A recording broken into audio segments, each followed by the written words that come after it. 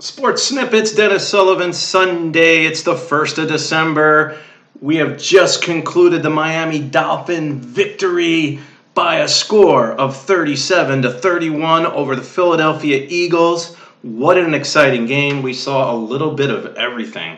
And I'm telling you, Dolphin fans, we've had a really super nice 4-day, for those of you that were fortunate to be off Thursday and Friday like I was, super beautiful, super nice weather here in South Florida. What a great way to recap or cap off, I should say, this 4-day weekend and head back into the work week with such an exciting win. That was great to see. I mean, only our third win of the season. Just can't say enough about that game. That was a fun game to watch. We'll get into the details.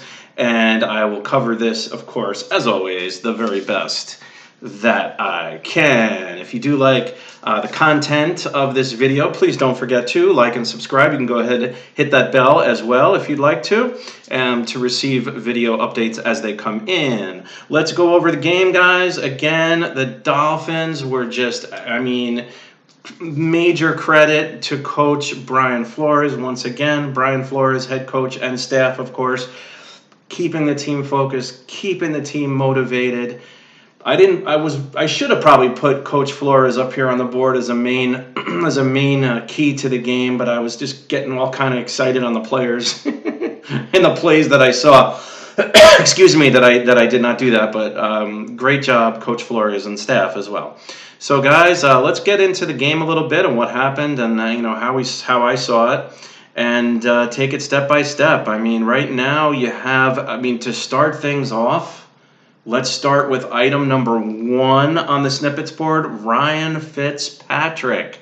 Can you believe his first pass of the whole game was a pick? His first pass of the whole game was an interception. We're all thinking, oh, forget it. It's going to be 45-10. Dolphins go down easily. It's 24-3 at the half. We lose 45-10, something like that, He does throw that interception to start the game. From that point on, after his first pass was intercepted, from that point on, it was the Fitz magic show. He explodes for a season high, 365 yards, 27 out of 39, 3 touchdown passes, moving the ball all over the place, showing the grit like we always see from him, showing that aggressive kind of behavior, which we all love. Fitzpatrick, he got me so excited, I bought out the greasy. I broke out the greasy jersey because I got so fired up after watching this game. Or during this game, I had to bring out the Bob Greasy. Let's bring it back to 72. All right, so that was fantastic. Great job, Ryan Fitzpatrick. Item number 2, snippets board. Career breakout, blowout performance by Devante Parker. 7 catches, guys. 159 big yards. Big catch after big catch after big catch. 2 touchdowns. Tremendous performance by Devante Parker. I can't say if this is a career high or not. I cannot say for sure. I'm very sure this was a season high, although Devante has been playing very, very well these last few weeks. He's been playing very well. As noted before, since the Preston Williams injury, which was very unfortunate, Devante has definitely stepped it up in the productivity department. No question about that. So that was awesome. Other notables here as far as statistics, we had Mike Gesicki, the return of Gesicki, looking every bit like that second-round pick that we took there a couple of years ago. 5 big catches, 79 yards and a touchdown, clutch touchdown there in the second half. Mike Gesicki, great job. We look to see more of that. I've spoken about him in almost every video this year. I love to see when he gets involved because he's a talented guy. We should have him involved consistently. Patrick Laird, once again, showing his ability to receive the football out of the backfield. He caught 4 passes for 43 yards. He also had a running. This was a TD run late in the game, and for a moment there, it was the Patrick Laird show in the second half when he had that. It was like a kind of a clutch. It wasn't a great. I mean, it was like a regular catch towards the sideline, and then he dodged the defender and got it right around the 5-yard line or inside the 5 for a first down. That was, I believe, on second down, and then the Laird TD run followed by the Laird 2-point conversion. So the catch for the 2-point conversion. So he like had that moment in the game where he kind of took over. So that was great to see. Also, guys, contributing, we had Allen Hurns, 3 catches, 33 yards. I thought Hurns caught more as far as maybe for yards. It just seemed like he had more than 33 yards, but if that's what it says, that's what it says. I would have guessed around 50, but I'm wrong on that one. Albert Wilson had a nice overall game. He caught 5 passes for 32 yards. He had 2 catches for 31 yards. He had that nice run early in the game out of the Wildcat. Boom. It was a really nice run. I like that play a lot. So that was really good. And Albert Wilson, nice day, nice afternoon for him. Nice contributing performance by him today. Okay, guys, so moving along. Let's move right along. Item number 3. Okay. Credit, first of all, let's look at the big picture here. We got to credit, and I was thinking about this prior to the game, and also prior to making this video. We got to credit the Philadelphia Eagles just a few short years ago winning the Super Bowl. Tremendous. And I remember I was backing them up in that game. I was, let's go Eagles, let's get someone new to win the Super Bowl, and they did just that. And that was a tremendous story. And tremendous for the Philadelphia, the Philadelphia fans and for the Eagles. That was great. This year, now guys, item number 3, NFC, as you can see, I crossed out the E, which would have meant NFC East, and we have to re-term it as far as terminology goes. We have to put a new term in there. Instead of NFC East, we now, for 2019, not for 2009, not for 1989, no. For 2019, it's definitely the NFC least. Because when you look at that division, I mean, come on, guys, that's got to be the worst division. I'm thinking of this off the top of my head, but it's got to be the worst division in the NFL. It's got to be. You look at the Giants are there. How are the Giants doing this year? Horrible. The Washington Redskins, horrible this year. The Eagles just fell to 5-7. And the Dallas Cowboys, the class of the NFC East, the Dallas Cowboys, they're 6-6 and got pretty much run over by the Bills on Thanksgiving. If you got a chance to see any of that, I watched a little bit of most of that second half, definitely the fourth quarter I watched. Bills just kind of like took it to them, really. I mean, Bills are a good team, don't get me wrong. The funny thing is that the Philadelphia Eagles in the NFC least play the Cowboys one more time. They're only a game behind the Cowboys. So I know there's 4 games left. Don't know how the tiebreakers work. I don't follow the Cowboys. I don't follow the Eagles. But guys, what I'm trying to get at here is I don't think that the Eagles are actually out of it. They're still alive at 5-7. Definitely still alive, that's for sure. And they have, I'm not going to say a great shot to win the division, no.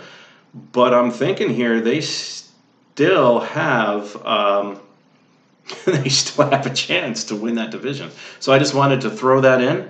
Also, guys, one thing I forgot, Myles Gaskin did contribute. He had 2 carries for 20 yards. Let's talk about the Eagles a little bit as far as productivity goes. Carson Wentz, I mean, statistically, he had a nice game. He went 28 out of 46, 310 yards. He threw 3 touchdowns. He was intercepted once. He was sacked twice. Fitzpatrick was sacked 3 times, so pretty close in that area. One thing I noticed about Carson Wentz, though, he's phenomenal at the short passes. He's really good, too, pretty good at the mid-range.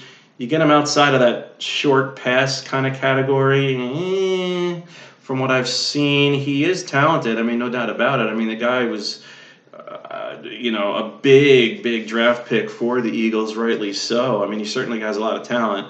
Wasn't fully impressed with what I saw today, but he is good. I mean, I would take him on the Dolphins any day. After Fitzpatrick retires, no, I'm just joking. I have to throw that in. after Ryan Fitzpatrick retires.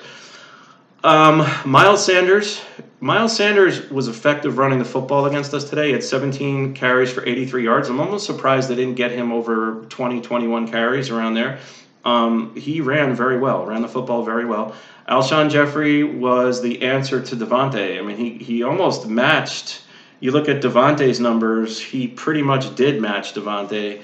9 catches for 137 yards and a touchdown. So Alshon Jeffery was all over the place for the Philadelphia Eagles. And remember, they scored 31 points, guys. I mean, this was a high-scoring game.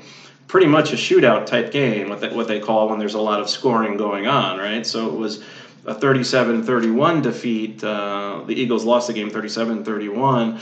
They also had a guy, and forgive me if I mispronounce his name, Mr. Dallas Goedert is how I would pronounce it, and I think I have it right. I hope I do. He had 6 catches for 66 yards, so he caught a few. I was thinking maybe it was Ertz or maybe not.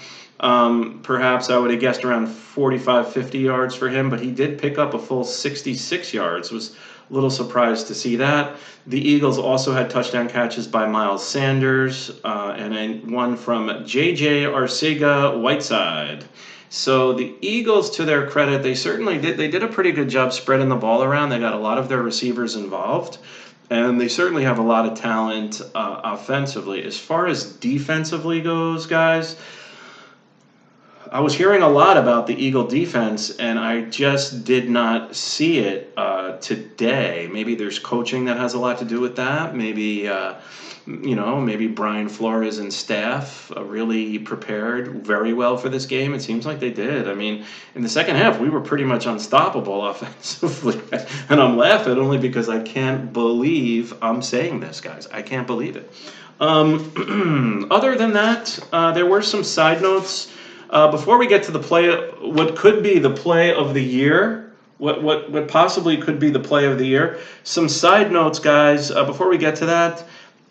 Beautiful, that was a beautiful touchdown to Devante, 4th and 4, and a great pass by Fitzpatrick to Mike Gesicki on the Gesicki touchdown.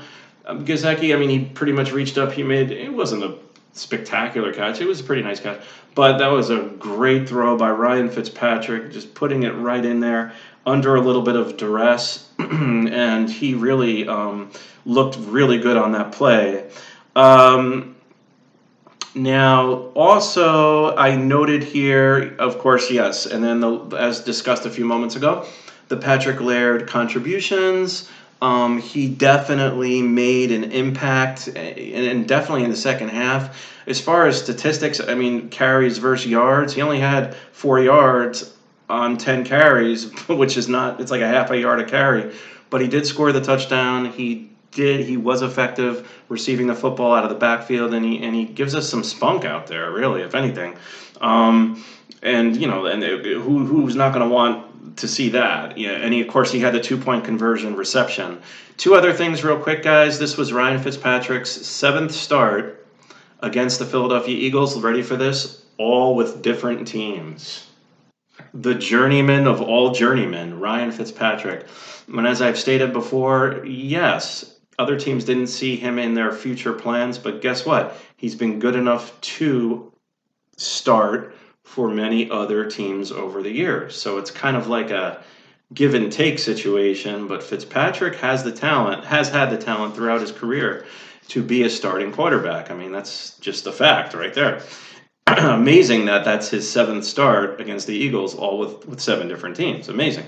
The other statistic that I just heard prior to starting this video, as I turn off my regular TV set, the Dolphins had 8 players, I believe, or 8 players that played today.